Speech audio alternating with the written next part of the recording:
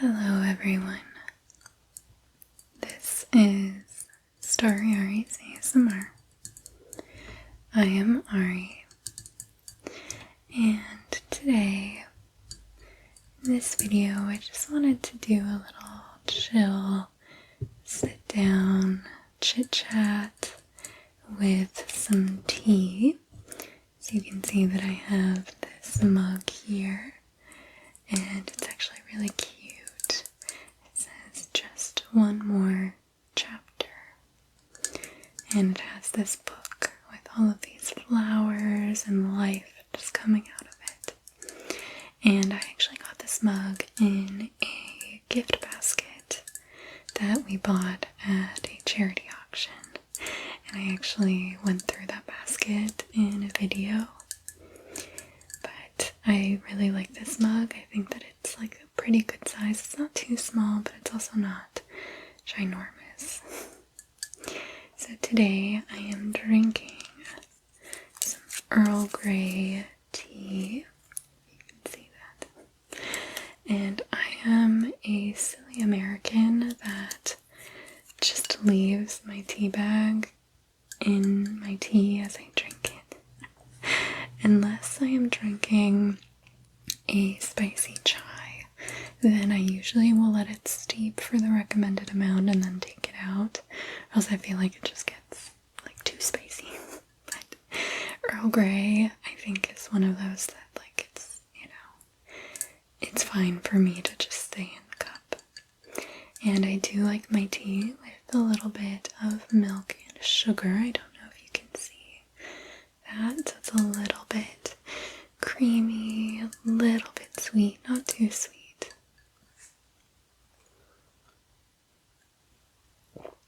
But I wanted to just kind of have a bit of a chill, like ramble, and just like calm down. It is a beautiful, beautiful fall day here. It's very sunny, but very cold. My morning walk with Edna, our dog, was very, very chilly, and we have been having to bundle up, but she is a husky, so she is living her absolute best life in the frozen temperatures. It's like, as soon as our temperatures drop kind of anywhere below the mid-30s, she is like just so pumped. She gets so excited when we go outside. It's like all of her husky ancestors are like, telling her like, now is your time. So she's very excited about it. But us humans are not as equipped for that temperature naturally as a Siberian husky. So I have been really bundling up, and I'm wearing this very cozy sweater today.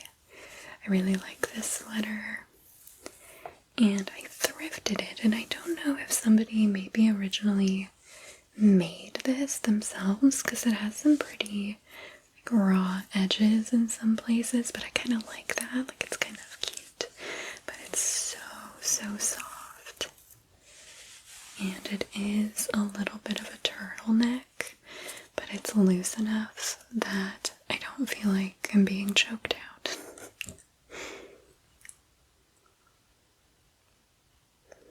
I hope that you've been having a good fall so far. We have been having a pretty busy fall, but this last week or two has kind of really calmed down. I recently finished my capstone project for my master's degree, so I am officially done. I officially have my master's. That was approved, and we kind of celebrated a bit this last weekend and had a really nice time with family, and went to one of my brothers bought a house, and it's his first house that he's ever bought. He hasn't ever bought a house before, and so we did a fun big housewarming party, and it was really nice. There was really good food, really good drinks, My oldest brother is really into like wines, and he has some really, really nice wines. So brought some of those out. We had some good champagne and just had a really fun time. And they were very excited. My brother and his husband now have a great backyard, and they were so excited to be able to have Edna come hang out at their house and test out the backyard. So we brought her along for the party, and she did great. She just loves people and getting attention, and so she kept making circles all the way around the house and getting like walk-by pets, seeing if anybody would drop any crumbs of their crackers or salami.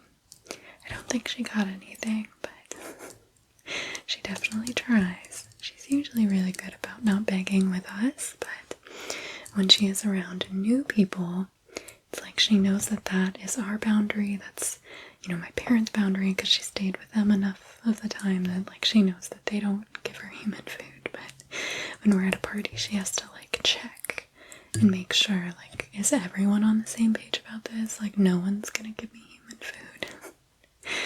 But she had a really fun time, and then she just like crashed out. She just napped most of the second half of the afternoon. But that was really fun, and it's always really nice to hang out and see family. And we live, it's about a 3.5-hour drive from them, so it's a decent drive.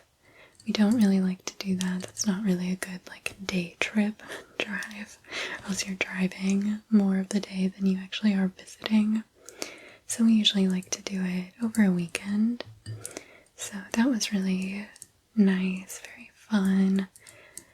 Really, it's always super exciting to go to somebody's house when they've recently bought it, and they kind of, like most of our friends and family that have bought a house, it's not very many, because the housing market is crazy, but those that have, usually they buy houses that they need to fix up a little bit, just because that's what's in budget. And it's always really fun to kind of hear people's plans for their house and like what they kind of want to do with it. And so that was really fun, walking around, getting the tour, and just kind of hearing, what he would like to do. And it was a really great house structure. They have a lot of big projects they want to do to it, but it's like, what's that cheesy saying? It has good bones. That was fun. But other than that, I've been kind of taking a breather after my program because it was a hectic finish. But I am very excited to be done with that, officially have my master's degree, and just kind of take a breather. Been looking kind of casually at new jobs, just seeing what's out there. So that's always kind of fun, as long as you don't have a current job that's like really, really terrible that you're desperately trying to get out of. But just kind of like shopping around, looking at what's out there, what's in the job market.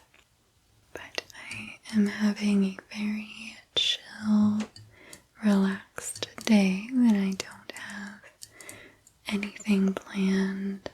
I don't have any responsibilities, so it's very nice to have these kind of calm days, especially after really busy weekends. It's just nice to like breathe a little bit.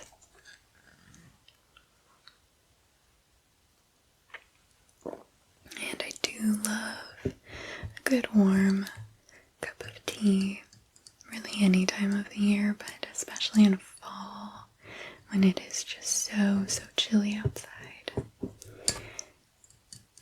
And I'm usually a tea drinker. I'll have some coffee drinks sometimes, like if we're at a coffee shop. I do love chai lattes. I love London Fogs, which is made with Earl Grey tea.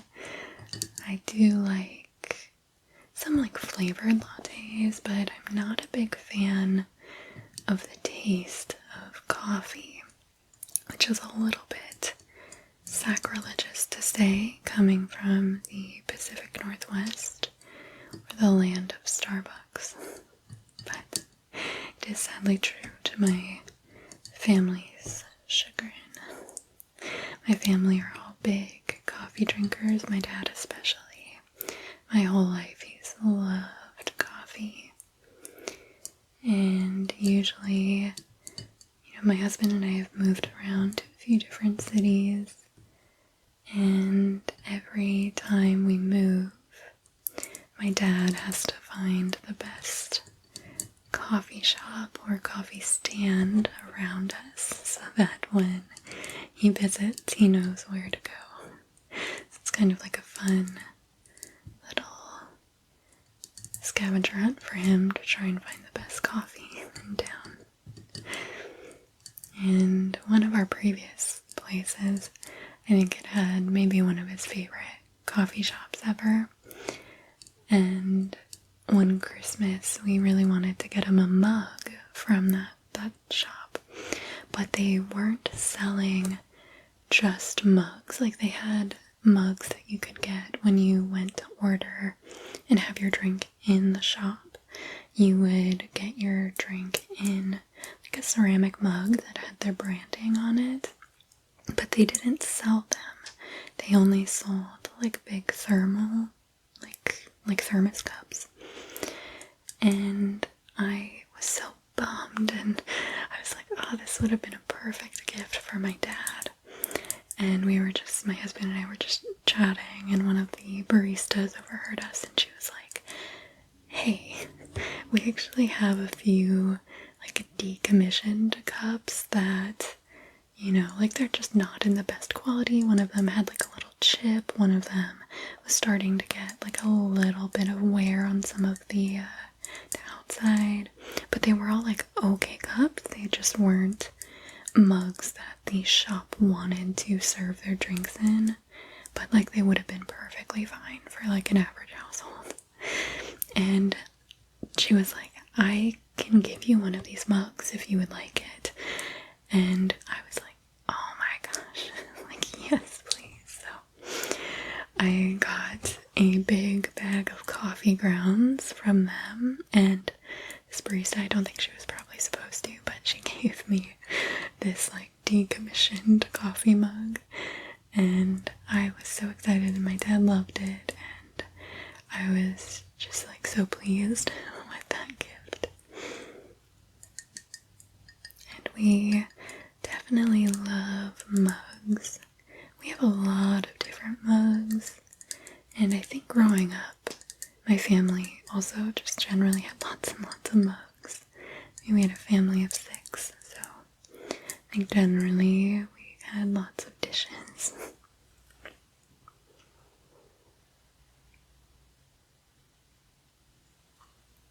But it was exciting to be able to tell my dad, this isn't just any old cup that you can buy. This is an actual cup that they used in the coffee shop. So that was exciting. Again, I don't know if the barista was technically supposed to gift us that mug, and it was free, but I think they were just going to like donate or trash them or something. And so she had just overheard us and was being really kind. So it was really sweet. But yes, my dad loves coffee. And when I was younger, I really wanted to like be like my dad and enjoy coffee, but I didn't like it. And my parents like never let us have coffee when we were kids. We didn't like drink caffeine when we were kids. But my dad sometimes on the weekends would take me with him to the coffee stand, and I would get a hot chocolate. And I was always so excited, and that was like my coffee. Was my hot chocolate, my little hot chocolate, and all the baristas got to know us, and they always knew that I would be getting my hot chocolate. So I think that probably formed my for hot chocolate. I'm like a child in that fact. Like I love a good hot chocolate with whipped cream. That's just the best. Usually if we go to like a small town cafe or like a little diner or something, I will usually get hot chocolate because it's difficult to mess up a hot chocolate. And it's so comforting and I love it. So even though I don't like coffee, I do love going to coffee shops, and the Pacific Northwest has coffee stands aplenty. They are absolutely everywhere here. And my husband does really like coffee. He doesn't drink as much now. He's been trying to cut back just because of just the acid and the caffeine. He feels like he doesn't necessarily need it, but he does enjoy it. But I do like my tea. I don't ever really feel like caffeinated beverages do much for me. If anything, when I've had too much caffeine, I just feel like anxious or like jittery, but I very rarely have ever felt that. And when I do drink caffeinated beverages, I never really notice a difference. So I'm usually pretty okay with like non-caffeinated teas or decaf teas. The only thing is that they usually aren't as strong. So that's always kind of the downside. But luckily a lot of like herbal teas can be caffeine free or low caffeine. So that's pretty good. We just tried one that was a ginger peach tea. We have a lot of different teas in our little tea drawer. And that one was really good. I love ginger. Just generally, I love like all things ginger. I love the spice. I love gingerbread cookies. I love ginger beer, like ginger ale. It's just, oh, it's so good.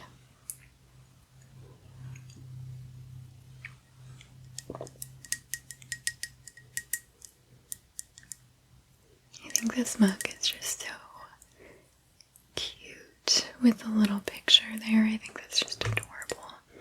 And it really just kind of does make me want to have tea and read a book.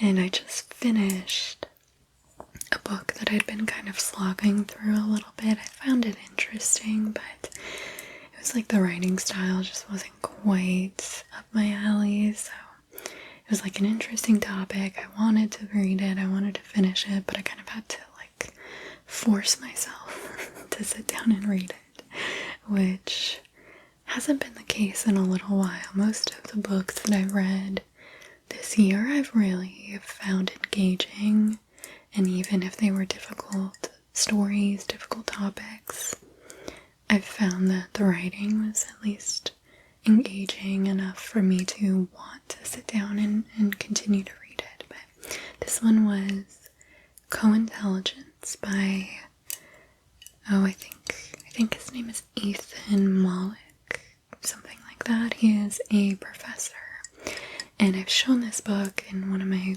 book hauls, and it is about AI and the use of artificial intelligence, and from an economics professor's perspective, like where he sees things going and just kind of the greater impact on certain things. And I feel like it was a really great perspective that gave me a little bit more optimism. I was not very optimistic before reading this book about the direction of AI, and I think sometimes I'm still very pessimistic, but I at least was able to see kind of beyond the doom and gloom of it all.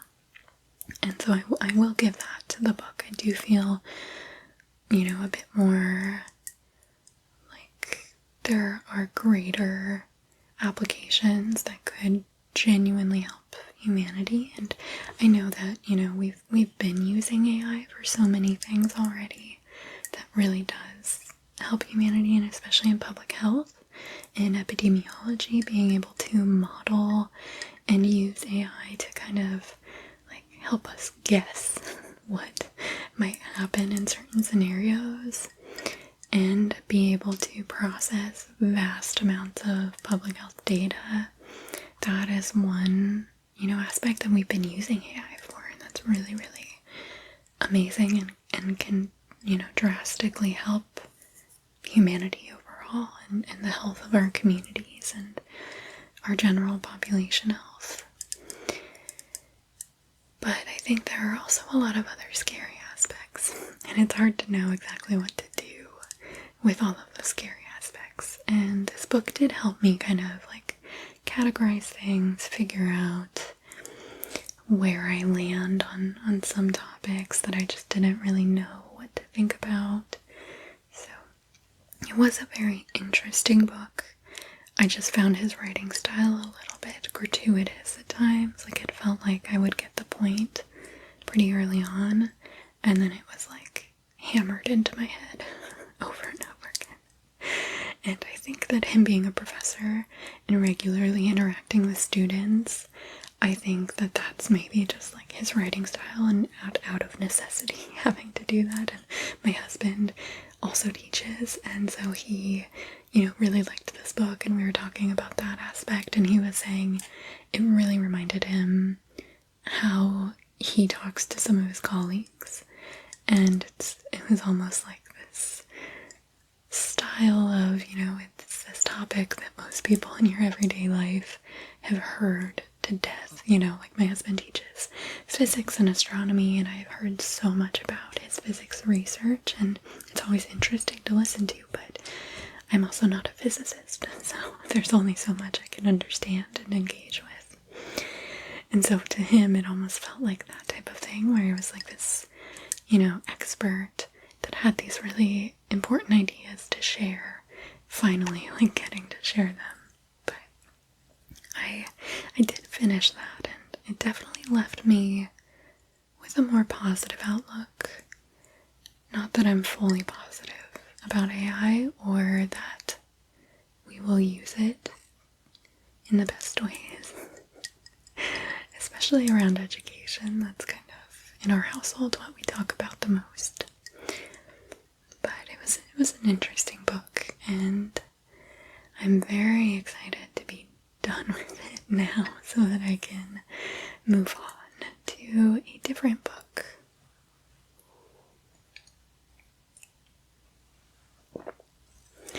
I am somebody that can usually only read one book at a time.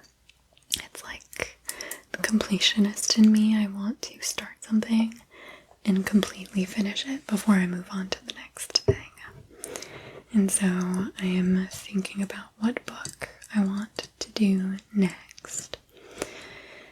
And I'm not too sure. I just filmed a book haul, and it's probably going to be one of those books. I do still have a Carl Sagan book that I've been looking forward to reading, but I think that's going to be another kind of tough look at society.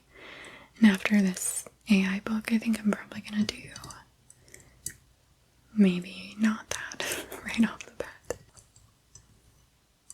But lots and lots of good books. I've been really pleased. I haven't read, nearly as much as some people, and I haven't read, I think, maybe as much as I would have liked.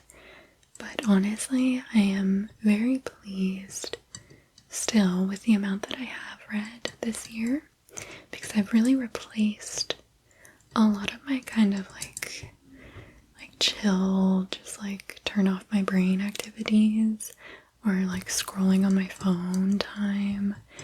I've really reduced a lot of that and replaced it with reading.